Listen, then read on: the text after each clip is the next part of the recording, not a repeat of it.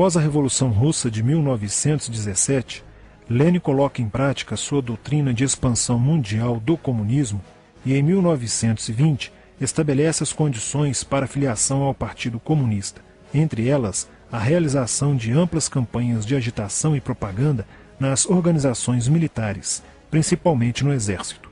Em 25 de março de 1922, nasce o Partido Comunista do Brasil, o PCB. O novo partido aceitava as ordens diretas de Moscou. Em 1927, partindo da teoria à prática, o PCB criou uma frente única operária e iniciou um trabalho de infiltração nos quartéis, influenciando Luiz Carlos Prestes, capitão do Exército, a aderir ao comunismo, fato que se deu em março de 1931.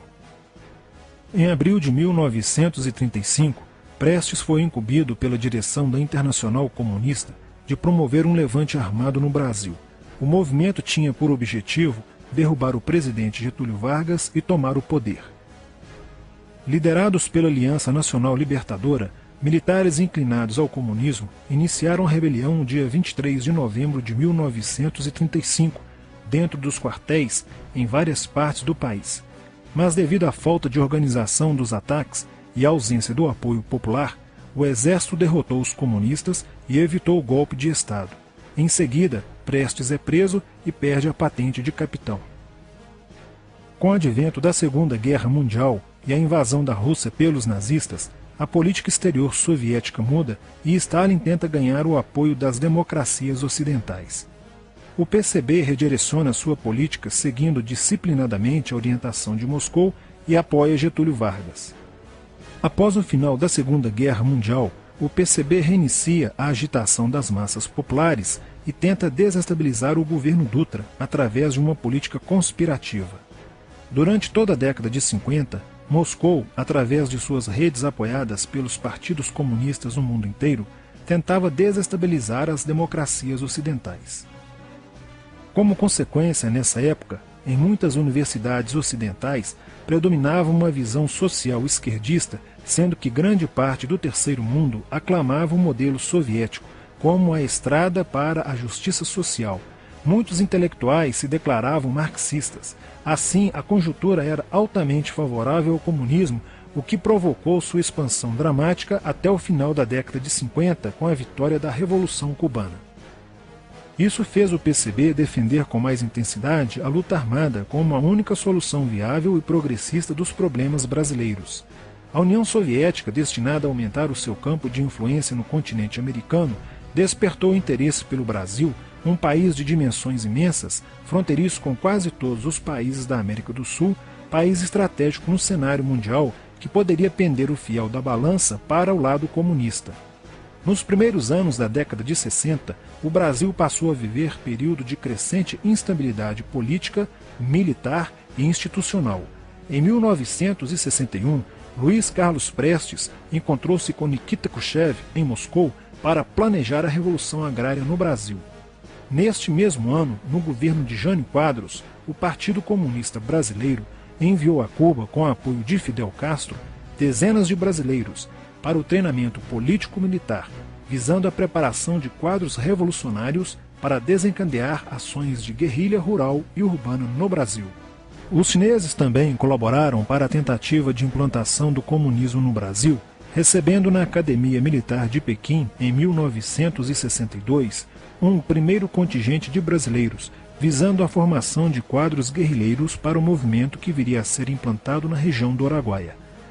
No Nordeste do Brasil, Francisco Julião organizava as ligas camponesas, com militantes treinados em Cuba. O apoio cubano concretizou-se no fornecimento de armas e dinheiro, além da compra de fazendas em Goiás, Acre, Bahia e Pernambuco, para funcionar como campos de treinamento.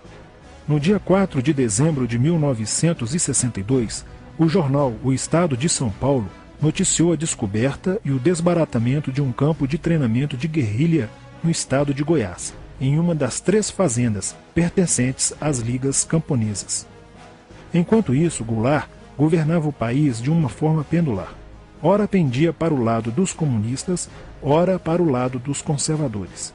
Em setembro de 1963, tudo indicava que o país caminhava para uma revolução de esquerda, principalmente com João Goulart apoiando a sindicalização de sargentos, promovendo a quebra da hierarquia e da disciplina nas Forças Armadas. Em 4 de outubro de 1963, Goulart solicita o estado de sítio ao Congresso Nacional, pelo prazo de 30 dias. A manobra foi repelida pelo Congresso e João Goulart passou a conduzir ações no sentido de implementar o projeto golpista que desaguaria em um regime totalitário de esquerda. Insuflado e orientado por seu cunhado Leonel Brizola, pregava a necessidade de reformas de base e a implantação de uma república sindicalista. Controlando o aparelho sindical, o governo promovia o grevismo, a anarquia e o caos. O país passou a viver dias de intranquilidade, estagnação econômica e inflação descontrolada. Em meio à crescente radicalização do ambiente político, Leonel Brizola era a liderança que unificou as esquerdas na frente de mobilização popular, criando o grupo dos 11 companheiros para tomar o poder pela luta armada. Segundo Brizola, o grupo dos 11 seria a vanguarda avançada do movimento revolucionário, a exemplo da Guarda Vermelha da Revolução Socialista de 1917 na União Soviética. Alheio às críticas que lhe endereçavam militares e oposição civil, João Goulart e o PCB mantinham entendimentos constantes. No dia 13 de março de 1964, um comício realizado na Praça Central do Brasil, no Rio de Janeiro, ficou conhecido como a Comissão das Reformas. Mais de 100 mil pessoas participaram, pedindo a legalização do PCB e a entrega de armas ao povo para a luta armada. No palanque estavam João Goulart, Miguel Arraes e Leonel Brizola.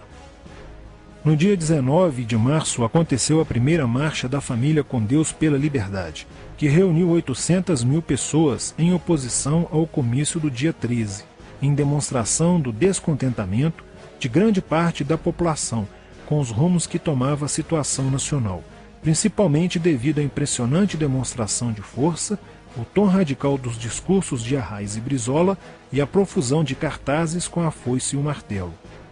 Em 20 de março, apoiados por Brizola e pela CGT, a Associação dos Marinheiros e Fuzileiros Navais do Brasil reuniu-se declarando um motim, dando origem a vários outros movimentos rebeldes no interior das Forças Armadas. Realizou-se em Niterói, na sede do Sindicato dos Operários Navais, um congresso continental de solidariedade a Cuba, com a participação de delegações latino-americanas. Luiz Carlos Prestes manifestou o desejo de que o Brasil fosse a primeira nação da América do Sul a seguir o exemplo de Cuba, se tornando uma nação comunista. Na véspera de 30 de março de 1964, João Goulart, ignorando o pedido de assessores e do seu líder na Câmara, Tancredo Neves, compareceu à sede do Automóvel Clube para uma homenagem da Associação dos Sargentos da Polícia Militar. No seu discurso, Goulart defendeu a mudança na Constituição para que pudesse concorrer as eleições presidenciais de 1965, desagradando a Carlos Lacerda, Magalhães Pinto e Juscelino Kubitschek, pré-candidatos à presidência da República. O golpe da esquerda já estava preparado para 1º de maio de 1964, caso o Congresso Nacional não aprovasse as mudanças. A imprensa brasileira, bem como importantes setores da Igreja Católica, do meio empresarial e a maior parte do Congresso Nacional exigiam ações das Forças Armadas para conterem os comunistas no Brasil. Ao final de março, jornais como o Globo, Jornal do Brasil, Correio da Manhã e Diário de Notícias pregaram abertamente a deposição do presidente João Goulart. Nos bastidores dos acontecimentos, os serviços secretos dos Estados Unidos e da União Soviética trabalhavam intensamente, tentando cada um fazer a balança pender para o seu lado, não medindo esforços para levarem o Brasil a uma guerra civil.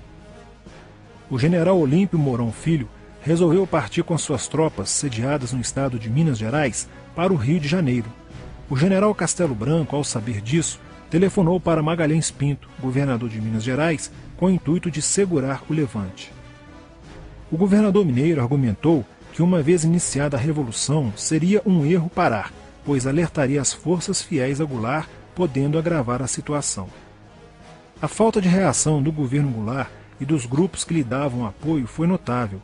Não se conseguiu articular uma reação armada por parte da esquerda. Também fracassou uma greve geral proposta pelo Comando Geral dos Trabalhadores, em apoio ao governo.